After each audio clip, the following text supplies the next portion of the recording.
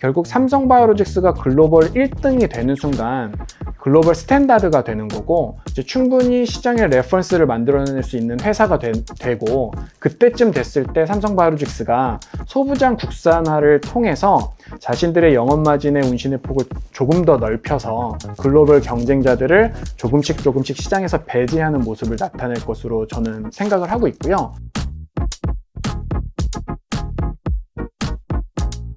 오늘 이제 그 바이오 쪽은 우리가 어떤 뭐 소재, 부품, 장비 시장 쪽에서 어떤 회사들이 있고, 또 국내 시장에 대부분 이제 그 투자자분들이 바이오 투자한다고 하면은 맨날 그 임상 언제 하는지 이런 것만 이제 따라서 투자를 한단 말이죠. 맞습니다. 근데 실제로는 우리나라에서도 이런 소부장 기업들에 대한 관심들도 앞으로 많이 가져야 되고, 네. 또 이제는 뭐 그간에 이제 인큐베이팅 됐었던 그런 기업들이 실제로 성과를 나타내는 시기가 좀 도래했다, 이렇게 보시는 거죠. 네, 저는 그렇게 보고 있고요. 네. 사실은 제가 바이오 소부장에 대한 관심을 갖게 된 게 과거에 이제 코로나 시기 때였습니다. 이제 코로나 시기 때 저는 이제 소재 부품 장비를 담당을 하다 보니까, 사실 코로나 시기 때 가장 이슈가 됐었던 부분 중에 하나가 글로벌 밸류 체인이 좀 무너졌었습니다. 이제 해상 운송이 좀 어려웠고, 그러다 보니까 이제 그 비행기로 이제 무역을 주로 하고, 이런 부분에 대해서의 어떤 그 글로벌 밸류 체인의 문제점을 빨리 파악을 해서 어떤 회사들이 쇼티지에 강하게 움직일 수 있을까를 좀 찾다가, 사실은 IT 기업들을 많이 찾으러 돌아다녔는데, 그때 제 귀에 들렸던 게 이제 바이오 산업이 굉장히 큰 쇼티지에 직면했다, 문제가 크다라고 들었고요. 그래서 하나하나씩 이제 기업들을 찾아다니면서 이러면 우리나라가 바이오 산업에서 이 쇼티지만 해결할 수 있다면 굉장히 크게 성장할 수 있겠는데 라고 판단을 했고, 그러면서 제가 한 4년 전부터 이 바이오 소부장에 대한 어떤 관심을 갖고 공부를 시작을 했고요. 그래서 이제 보고서를 인덱스를 2번 정도 냈는데요. 그래서 지금 오늘 말씀드릴 내용은 2번째 보고서에 실려 있는 내용들입니다. 네. 그러니까 일단은 뭐 코로나 시기에 보면은 뭐 코로나 백신에 대한 그런 관심들이 엄청나게 높아졌고, 네. 그 이후에 어떻게 보면 이런 백신을 만드는 그런 기술들도 뭐 국가 경쟁력으로 이제 자리 잡게 되면서, 뭐 그런 백신들을 우리도 직접 만들어야지 되는데, 그런 어떤 밸류체인의 어떤 그 수급 같은 것들이 원활치 않으면 기술이 있더라도 생산을 못하는 네. 그런 단계에 있기 때문에 네. 이런 부분들을 국산화하는 작업들이 진행이 많이 됐었던 것 같고, 네. 처음에 말씀드렸었던 것처럼 그런 부분이 이제 어느 정도 성과로 나타나는 시기가 왔기 때문에 그런 쪽에 이제 관심을 가져보자라는 게 이제 오늘 세미나의 이제 주요 내용인 거죠. 맞습니다. 네. 제가 오늘 말씀드릴 내용은 이제 보고서로 발간을 했고요. 이제 숲을 보는 투자 바이오 소부장이라고 이제 제목을 지었습니다. 그 제목에 보시면 저랑 안 맞게 이제 노란색 병아리. 네, 노란색 병아리가 있는데요. 네. 왜 병아리죠? 네, 그 뒤에 보시면은 달걀이 하나 네. 있어요. 제가 첫 번째 보고서를 썼을 때는 이제 달걀로 표지를 적었습니다. 아, 네. 그 스토리가 있네요. 네, 맞습니다. 달걀이었는데 이제 달걀을 깨고 병아리가 되었고요. 네. 아마 내년쯤 되면 네. 약병아리가 될 것 같고, 네. 이제 2년 뒤에는 닭? 이제 닭이 될 것 같습니다. 네. 그럼 이제 잡아먹는 거네. 아닙니다. 되나요? 아닙니다. 아니에요? 3년 뒤에는 네. 저는 봉황이 될 거라고 아, 생각을 그래요? 하고 있습니다. 네. 그래서 이제 시리즈로 계속 바이오 소부장에 관련된 보고서를 작성할 생각이고요. 저는 국내 바이오 산업 중에서 이제 바이오 소부장이 굉장히 크게 성장할 거라고 생각을 하고 있어서 네. 좀 이쪽 섹터를 좀 관심 있게 봐주셨으면 좋겠습니다. 네. 정말 이 봉황이 될지 오늘 세미나를 제대로 들어봐야 되겠는데 기대가 됩니다. 네. 네. 시작하도록 하겠습니다. 네. 제가 이제 아무래도 이제 소재 부품 장비를 담당을 하다 보니까 이제 우리나라 산업의 소재 부품 장비의 이제 기술적 피라미드를 좀 그려서 사람들한테 설명을 많이 하는데요. 당연히 그 기술적 피라미드의 가장 끝에 있는, 가장 꼭지점에 있는 이제 그 산업은 저는 반도체라고 보고 있습니다. 네. 이제 국내 반도체 업체들 중에서는 영업이익이 50%가 넘는 기업들도 있을 정도로, 저는 영업이익이 그 산업과 그 기업의 어떤 경쟁력을 나타낸다라고 생각을 하는데, 영업이익 50%는 정말 어마어마한 숫자거든요. 그래서 국내에서 소재 부품 장비 중에 가장 탑을 유지하고 있는 건 저는 반도체라고 보고 있고요. 중간은 이제 디스플레이라고 보고 있습니다. 이제 디스플레이 산업은 반도체 산업보다의 어떤 미세화는 조금은 떨어지지만 그래도 충분히 경쟁력 있는 산업이고 현재 보면 한 10에서 20% 정도의 영업이익을 나타내고 있습니다. 네. 가장 마지막에 있는 부분은 이제 PCB와 태양광 쪽이라고 볼 수가 있겠는데요. PCB와 태양광은 이제 사실은 미드에서 로우 영업이익률을 나타내고 있기 때문에 어떻게 보면 진입장벽이 조금은 앞에 언급한 두 산업보다는 낮다라고 좀 그렇게 좀 생각을 하고 있습니다. 그런데 최근에 이 A와 B에 굉장히 빠르게 비집고 들어오고 있는 산업이 있습니다. 혹시 뭔지 예측하실 수 있을까요? 뭐 2차 전지? 역시. 오. 네. 네. 맞습니다. 네. 2차 전지는 영업이익률이 뭐 하이 싱글 혹은 이제 10% 초반 정도의 이제 영업이익률을 나타내고 있는 산업인데 저는 그게 B에 속해 있다라고 네. 판단을 하고 있습니다. 그럼 A가 바이오예요? 맞습니다. 네. A는 바이오인데요. 가장 대표적으로 국내 이제 바이오 회사라고 할 수 있는 사실 삼성 바이오로직스가 영업이익률이 약 30% 정도 되고 네. 있거든요. 그러니까 딱 정확하게 A와 B는 이제 바이오와 2차 전지고 이 두 개 산업은 신규 성장하고 있는 국내 산업으로서 앞으로 점점 어떤 그 마켓 사이즈를 키워 나갈 건데 저는 나중에 이 기술 난이도 피라미드에서 나중에는 A랑 B랑 쓰지 않고 이제 바이오와 2차 전지라고 쓰는 날이 조만간 올 거라고 좀 그렇게 보고 있습니다. 네. 근데 영업이익률은 좋은데 이 네. 바이오 시밀러가 특별한 뭐 기술이 많이 들어가고 그러지 않지 않나요? 있습니다. 아 그래요? 예. 네. 이게 저희가 이제 바이오 쪽에 네. 투자를 하다 보면 우리가 신약을 많이 보다 네. 보니까 신약에서의 받는 어떤 기술력과 그런 부분들만 네. 많이 생각을 하는데 제가 이제 마지막 이제 이 세미나 마지막쯤에 나오기는 하는데 바이오 산업도 반도체 산업과 굉장히 유사한 형태를 네. 띠거든요. 결국은 삼성바이오로직스가 하는 거는 TSMC와 하는 사업과 유사하다라고 봐주시면 됩니다. 네. 결국 신약을 개발하는 회사는 음, 생산을 하는데 여력이 없습니다. 네. 결국- 위탁을 주는 거예요? 맞습니다. 그러면? 위탁 생산 바이오 위탁 생산 서비스인데 네. 네. 그것도 기술력이 없는 회사들과 그다음에 시장에 레퍼런스가 없는 회사들은 뛰어들 수가 없거든요. 그렇죠. 네. 그러면 결국 TSMC도 그냥 남들이 설계한 반도체 만들어주는 거 아니야? 네. 라는 생각을 할 수 있지만 이제 사실은 TSMC가 갖고 있는 그 파운드리 산업에서의 경쟁력도 어마어마하거든요. 저는 바이오 산업도 반도체처럼 이제 세 개의 산업군으로 분절이 될 거라고 보고 있는데 삼성바이오로직스가 추구하고 있는 지금 CDMO, CMO 서비스는 향후에 지금 현재 TSMC가 영위하고 있는 그 위탁 생산 서비스와 똑같은 형태로 갈 거라고 보고 있고요. 네. 그렇기 때문에 삼성바이오로직스가 빨리 규모의 경제를 만들고 그 이후에 이제 경쟁자들을 시장에서 이제 배제하면서 그러면서 높은 경쟁 우위를 확보하지 않을까 좀 그렇게 보고 있습니다. 이게 이제 국내 바이오 산업의 연도별 생산 규모입니다. 이제 지난 2017년도부터 2022년도까지 이제 생산 규모를 쭉 나열한 건데요. 굉장히 빠르게 성장하는 구간이 2020년도였습니다. 당연히 그때가 이제 코로나 시기였고요.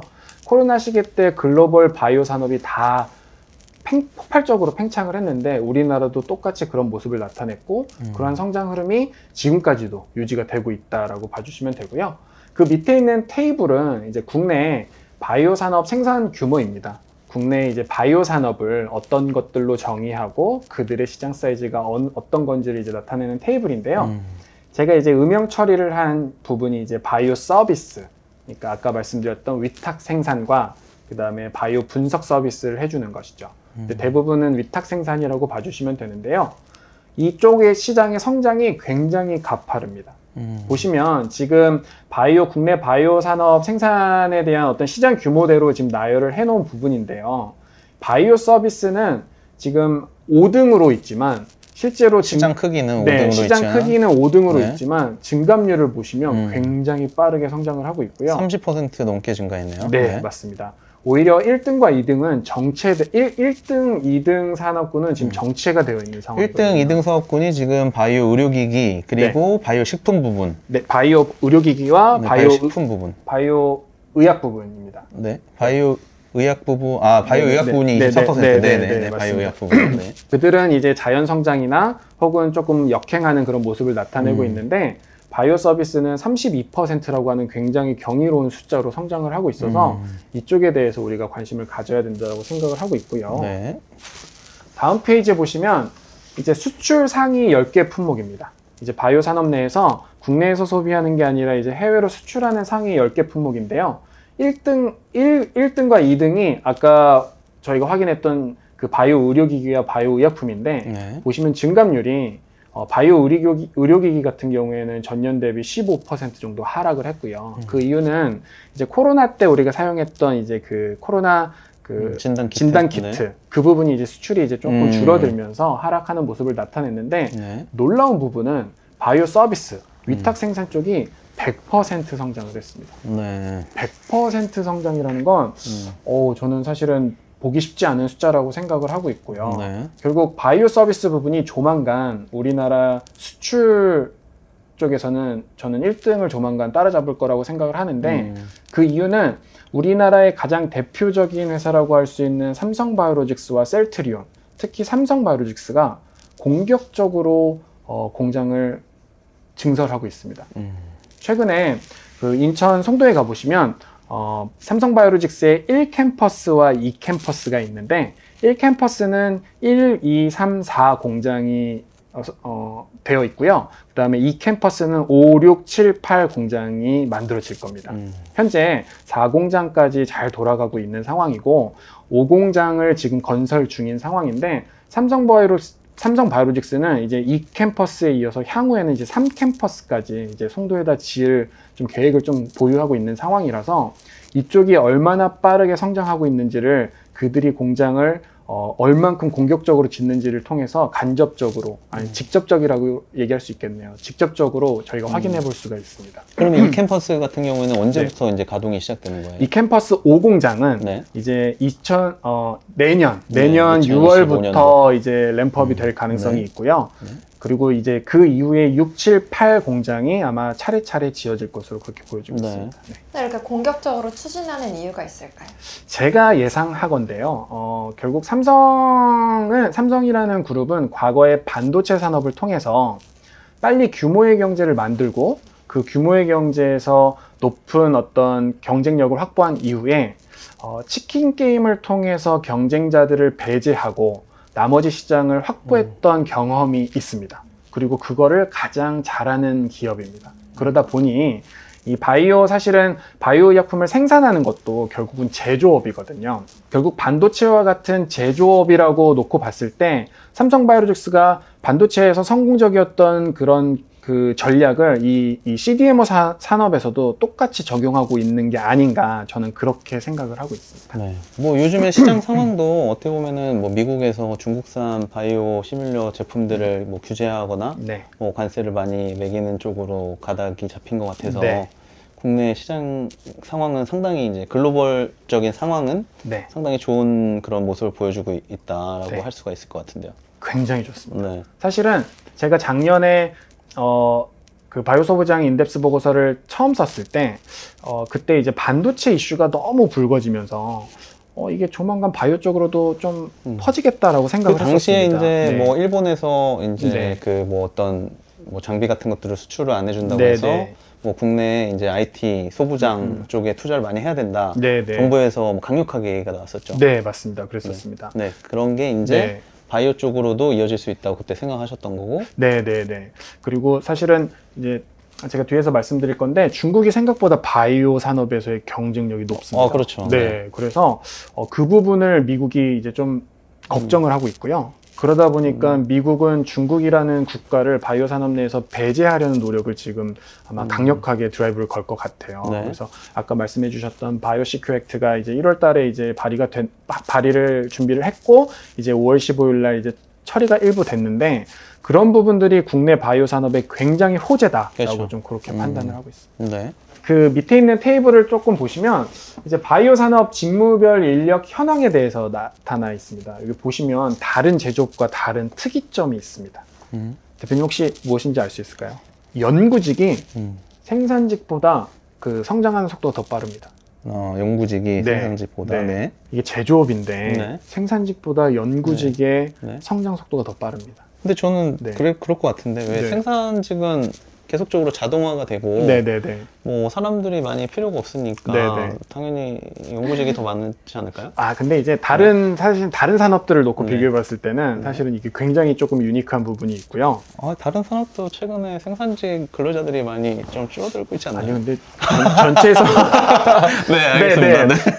그래서 이제 여기서 좀 말씀을 드리자면 연구직은 대부분 좀 고학력자들이 많이 네. 이제 그렇죠. 인력을 당연히. 하십니다. 네, 그러다 박사님들 보니 많이 계시니까. 석사, 박사님들이 많이 하시는데 그 바이오 산업은 우리나라에 굉장히 적합한 산업인데요. 그 이유가 우리나라는 사실 천연 자원이 좀 부족합니다. 네. 결국 우리나라는 인력 자원으로 할 수 있는 산업이 우리나라한테 굉장히 적합한 산업인데 이 석사와 박사들을 많이 채용하는 산업은 결국은 굉장히 높은 임금을 줄 수밖에 없고 굉장히 질 좋은 이제 네, 인력이 일자리라고 많이 있어요. 네. 볼 수가 있거든요. 결국 우리나라에 가장 적합한 산업이 바이오 산업이라고 저는 그걸 통해서 좀 확인을 네. 해보고요. 그렇기 때문에 우리나라가 다른 나라들보다 높은 경쟁력을 가져갈 가능성이 있다라고 좀 판단을 하고 있습니다. 네. 그래서 요 두 번째 테이블은 그냥 네. 우리나라와 바이오 산업이 잘 네. 어울린다. 네. 그렇게 좀 이해해 오케이. 주시면 될 것 같습니다. 네. 중국이 아까 말씀드렸던 것처럼 생각보다 바이오 산업 내에서 기술 경쟁력이 높습니다. 그게 왜 그러냐면 사실은 그 해외 이제 글로벌 바이오 시장을 보시면 사실은 미국 시장이 60%고요. 그 다음에 유럽 시장이 30%고 나머지 국가들이 10% 정도를 갖고 있다라고 봐주시면 됩니다. 결국 미국과 유럽이 이쪽 시장을 주도하고 있다라고 보는데 미국과 유럽에서 신약을 개발하거나 연구 개발을 할 때 제일 처음 이제 임상 전 단계에서의 어떠한 그 위탁 바이오 분석 서비스를 어디에다가 많이 맡기냐면 중국에다가 많이 네. 맡깁니다. 왜냐하면 동물 실험도 해야 되고 여러 가지 것들을 진행을 해야 되는데 사실 다른 나라들은 네. 윤리적인 그런 문제들이 많이 맞습니다. 있죠. 네. 제약들이 많이 있다 네. 보니까 비용도 저렴하고 더 빠르게 결과값을 도출하기 위해서 중국의 시스템을 많이 이용을 했는데 네. 그러다 보니 중국 국가들이 그걸 바탕으로 바이오 산업 내에서 굉장히 많은 기술 경쟁력을 확보를 할 수 있었고 축적을 할 수가 있었던 거죠. 네. 그래서 중국이 바이오 의학 산업 발전 로드맵이라는 걸 크게 갖고 사실은 반도체처럼 이 바이오 쪽도 굉장히 드라이브를 걸고 있었는데 우리가 그런 부분을 몰랐지만 이제 미국이 견제할 정도로 얘네들이 컸다라고 봐주시면 될 것 같습니다. 그러니까 아까 말씀드렸던 것처럼 미국이 이제 중국을 견제를 하기 시작을 했고요. 그래서 지난 1월 25일 날 미국에서 하원과 상원에서 동시에 이제 바이오 시큐어 액트라고 하는 이 법안을 발의를 했습니다. 그러다가 중간에 이제 상원에서는 조금 빠지고 하원만 지속적으로 하원만 진행이 되고 있는 상황인데 그때 이제 하원과 상원에서 동시에 발의했다라는 말이 어떤 의미를 갖고 있냐면 여야가 초당적으로 합쳐서 중국 바이오 산업을 견제하겠다라는 한 목소리를 낸 거거든요.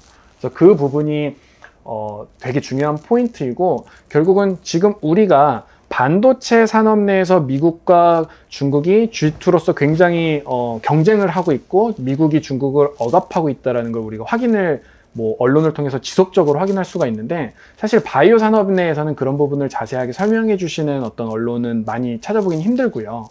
그렇지만 거기에 내재적으로 되어 있는 뜻은 미국이 중국을 확실히 배제하기로 마음을 먹었다라고 좀 봐주시면 될 것 네. 같습니다. 그 바이오 시큐어 액트가 네. 이제 시장에 공론화되면서 한국 기업들의 좀 긍정적인 측면들이 많이 좀 부각되고 있는 상황이죠, 지금? 네, 지금 네. 굉장히 많이 부각이 되고 네. 있고요.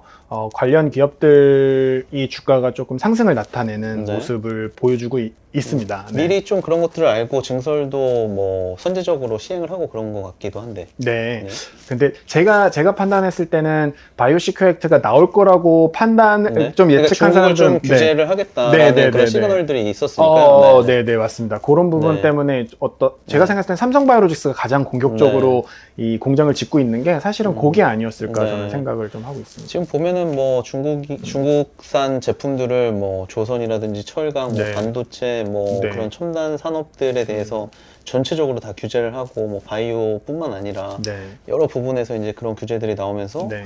저도 뭐 어떻게 보면은 올해나 내년 상당히 우리나라 시장에는 그런 뭐 미중 간 갈등 사이에 수혜를 받을 수 있는 업종들이 분명히 크게 많이 나타날 거다라는 생각들을 가지고 있었거든요. 네, 맞습니다. 근데 이렇게 바이오 업종에서도 이런 네. 뭐 현상들이 나타나고 있는 걸 보니까 네. 정말로 많은 그런 산업에 걸쳐서 나타나고 있는 현상이 아닌가 싶은데요. 네, 네, 맞습니다. 이게 네. 이제 요 위에 있는 차트가 이제 중국에서 가장 큰 바이오 기업인 우시 바이오로직스라는 회사의 주가 차트입니다. 네. 이게 바이오 저는 여기 네. 이 표가 가장 궁금했었어요. 네. 전체적으로 삼성 바이오로직스나 셀트리온이 이제 글로벌 시장에서 매출은 어느 정도고, 맞습니다. 뭐 영업이익률은 어느 정도나 되냐. 네, 여기 딱 나오네요. 네, 맞습니다. 네. 그래서 그 주가 차트를 보시면 바이오시큐어 액트가 나오기 전에 미국이 중국을 견제할 것 같아라는 예상이 조금 있었습니다. 그러다 네. 보니까 23년도 연말쯤에 한번 우시바이오로직스의 주가가 출렁하면서 빠졌었습니다. 네. 그러다가 이제 1월 24일 날 이제 바이오시큐어 액트가 발의를 딱 되자마자 한 번 더 출렁을 하면서 빠졌고요. 그 이후에 사실 지금까지 회복을 못하고 있는 상황입니다. 시장에서는 미국이라고 하는 시장은 글로벌 바이오 시장의 60%를 차지하고 있는데, 그런 국가가 이제 유럽과 손잡아서 중국을 견제를 하면 중국 쉽지 않다라고 판단하는 부분이 이제 이렇게 주가로 나타난 거라고 판단이 되어지고요. 그럼 우시바이오로직스가 이렇게 줄어들면 결국 줄어든 것, 이제 우시바이오로직스가 놓치는 시장을 누가 가져갈 것인가에 대한 관심도가 많이 높아질 건데요. 그게 결국은 제가 밑에 그려놓은 이 테이블을 보시면은 누가 될지 대충 감이 올 것 같은데요. 글로벌 1등의 CDMO 산업을 영위하고 있는 회사는 스위스의 론자라는 회사입니다. 압도적인 1등을 나타내고 있는 회사이고요. 그 다음에 글로벌 2등이 사실은 우시바이오로직스였습니다. 우시바이오로직스가 글로벌 2등이었는데 이제 점점 페이드아웃 될 가능성이 있는 상황이고요. 그럼 글로벌 3등이 누구냐? 실질적으로 삼성바이오로직스가 글로벌 3등이라고 저는 판단을 하고 있습니다.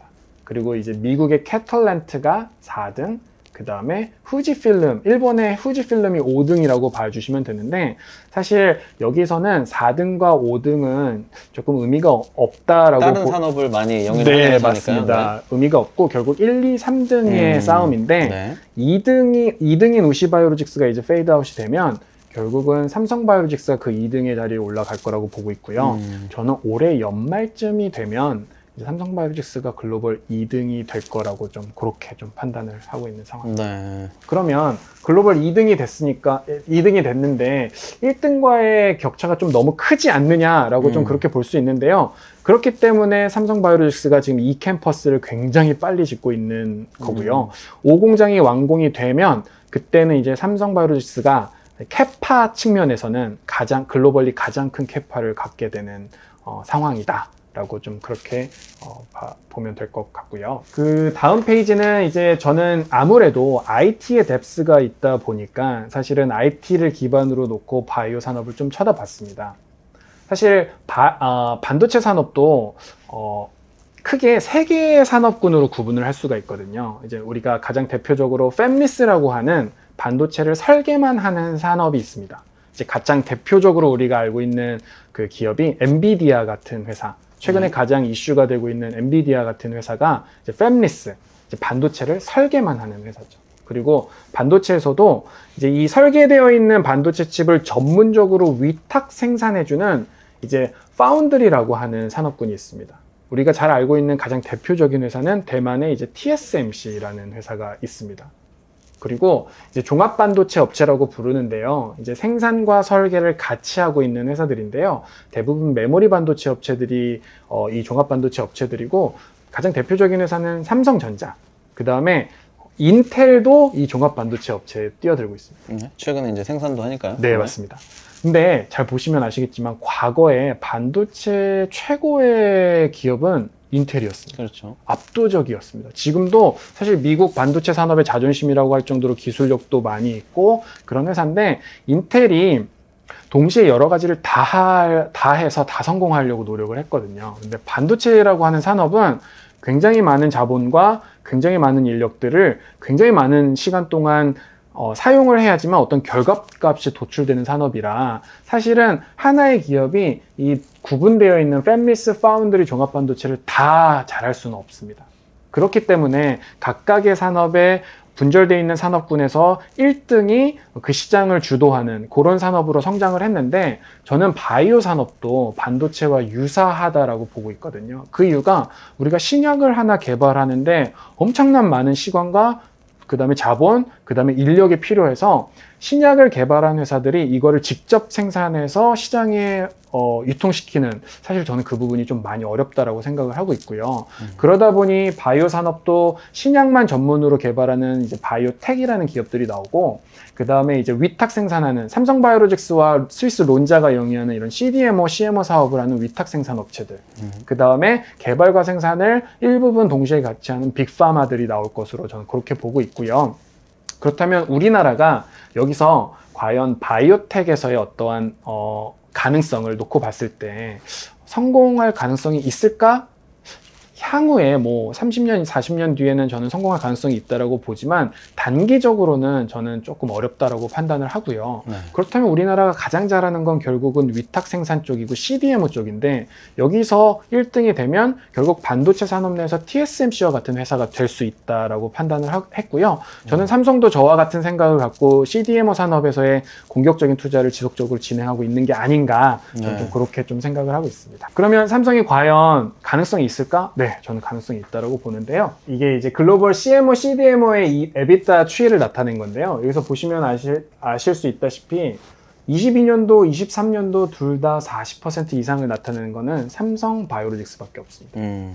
우리의 가장 삼성바이오로직스의 가장 큰 경쟁자라고 할 수 있는 우시바이오로직스도 2023년도에는 30%대로 떨어졌습니다. 그런데 이제 미국에서 이제 견제가 들어가게 된다면 이 부분은 더 떨어질 수밖에 없고요. 그렇다면 글로벌 1등이라고 하는 스위스 론자가 29% 정도의 지금 EBITDA를 나타내고 있는데, 앞으로 삼성과의 어떤 수익성 측면에서 삼성과 경쟁에 과연 우위에 있다라고 볼 수 있을까요? 저는 제조업은 사실은 아시아에 있는 국가들을 유럽과 미국에 있는 국가들이 이길 수 없다라고 판단을 합니다. 그렇다면 삼성이 앞으로 올해 연말에 이제 이 글로벌 2등이 된 이후에 이제 5공장이 내년에 완공이 되고 돌아가기 시작하면 글로벌 최대 캐파를 갖게 되는데, 그러면 규모의 경제를 충분히 확보할 수 있고 향후에 수익성으로도 이제 글로벌 1등을 충분히 이길 수 있다라고 판단을 해서, 저는 삼성바이오로직스의 이런 CMO, CDMO 산업이 앞으로 국내에서 굉장히 성장성에서 전혀 의구심이 없이 보여주는 모습들을 지속적으로 보여줄 거라 그렇게 좀 판단을 하고 있습니다. 론자 같은 경우에는 생산 기지가 유럽에 다 있나요? 네, 유럽에 주로 있고요. 뭐 부분 있기는 하지만 네. 유럽에 주로 있다라고 봐주시면 됩니다. 네. 그 아래 국내 핵심 산업 수출 순위 같은 경우에는 네. 이제 바이오는 없네요, 여기. 네, 아직은 바이오가 그 정도 수준은 아니고요. 네. 그다음에 2차 전지도 아직 여기 안에는 없습니다. 이게 지난 11년 동안 네. 국내 핵심 산업 수출 순위 추이인데요. 네. 보시면 반도체가 압도적으로 1등을 11년 동안 계속 유지를 했습니다. 네. 진짜 어마어마하고요. 2등과 3등을 보시면 이제 자동차와 석유 제품이 왔다 갔다 하고 있습니다. 네. 4등과 5등 보시면은 이제 선박 해양 구조물 조선 맞습니다. 쪽이랑, 조선업과 그다음에 평판 디스플레이. 네. 왜냐면 이제 LCD가 우리나라 산업에서 좀 이제 빠지다 보니까 결국 4등과 5등의 추이를 보시면 지속적으로 우하향하고 있는 모습을 볼 수가 있습니다. 네. 결국 4등과 5등 자리를 누군가가 채울 거고요. 저는 그게 이제 바이오 산업과 2차 전지 쪽이 되지 않을까, 좀 그렇게 좀 생각을 하고 있습니다. 네. 이제 제가 아까 말씀드렸던 것처럼 반도체, 이제 바이오 산업은 이제 반도체 산업과 유사한 구조로 성장을 하고 있다라고 말씀을 드렸는데, D램 반도체 글로벌 시장 점유율을 지난 2010년도부터 2022년도까지를 쭉 당겨서 나타낸 그림인데요. 요 회색 부분이 이제 삼성이고, 그 다음에 요 파란색 부분이 이제 SK 하이닉스 부분인데요. 요게 2010년도에도 50%가 넘는 거의 60%에 육박한 시장 점유율을 갖고 있었는데, 보시면 2013년도에 갑자기 기울기가 훅 오르면서 성장을 합니다. 네. 2013년도가 언제였냐면 삼성전자가 일본에 있는 반도체 업체들을 압도적으로 누르면서 글로벌 1등이 된 해가 2013년도였습니다. 그런데 밑에 보시면 반도체 제조용 장비 국내 생산액 추이거든요. 분명히 지속적으로 우상향하는데 2013년도 전과 후의 기울기가 조금은 다릅니다. 2013년도 이후의 기울기가 굉장히 가파르게 오르고 있는데 저는 바이오 산업도 결국 삼성바이오로직스가 글로벌 1등이 되는 순간 글로벌 스탠다드가 되는 거고 이제 충분히 시장의 레퍼런스를 만들어낼 수 있는 회사가 되고 그때쯤 됐을 때 삼성바이오로직스가 소부장 국산화를 통해서 자신들의 영업마진의 운신의 폭을 조금 더 넓혀서 글로벌 경쟁자들을 조금씩 시장에서 배제하는 모습을 나타낼 것으로 저는 생각을 하고 있고요. 그렇다면 지금 그 삼성바이오로직스가 이제 글로벌 1등이 빨리 돼야겠다는 전략 이후에는 결국은 소부장 국산화의 공격적인 드라이브가 되지 않을까 저는 그렇게 좀 판단을 하고 있습니다. 그러면 이제 뭐 국내에 네. 그런 소부장 관련된 뭐 바이오 소부장 관련된 기업들을 우리가 네. 주목을 많이 해봐야 되겠네요. 네, 맞습니다. 네. 국내에도 사실은 아직은 미약하지만 그래도 가시적인 성과들을 나타내는 기업들이 좀 여럿 있습니다. 그래서 제가 쓴 보고서 네. 뒤편에 보시면 이제 관련 기업들에 대해서 제가 나온 네. 것들이 있는데요. 네.